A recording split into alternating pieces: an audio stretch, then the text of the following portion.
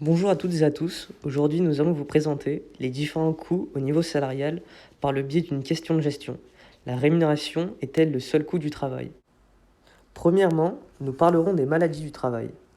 Deuxièmement, de l'absentéisme. Suite à ça, des formations. Ensuite, des recrutements.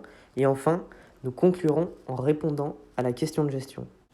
Les maladies du travail. Il existe deux types de maladies causées par le travail, les TMS et les RPS.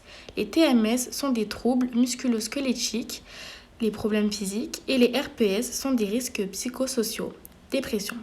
On peut prendre comme exemple le cas du joueur NBA Derrick Rose qui s'est blessé à plusieurs reprises lors de sa carrière. Cela constitue un TMS.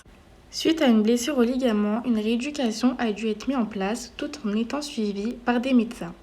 Les médecins ont été recrutés afin de pouvoir surveiller médicalement toute l'équipe. Le fait d'avoir recruté des médecins constitue un coût pour le club.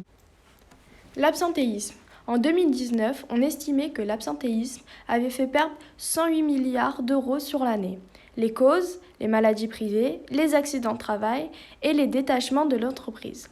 Cet absentéisme entraîne une baisse de productivité, ce qui engendre une baisse du chiffre d'affaires.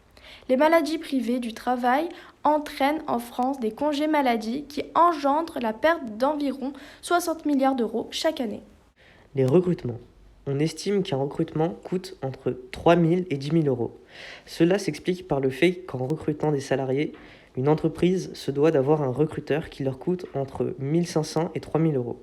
En plus de cela, diverses charges comme de la publicité et l'étude des candidats s'ajoutent aux dépenses. Les formations. Les formations coûtent nécessairement un prix. Pour une formation au sein d'une entreprise, il faut globalement compter entre 1 000 et 2 500 euros par an, une fourchette assez large. Ces sommes sont payées aux frais de l'entreprise dans le but d'augmenter le savoir-faire de ses salariés et ainsi d'augmenter le chiffre d'affaires de l'entreprise. Revenons sur notre problématique qui était la rémunération est-elle le seul coût du travail?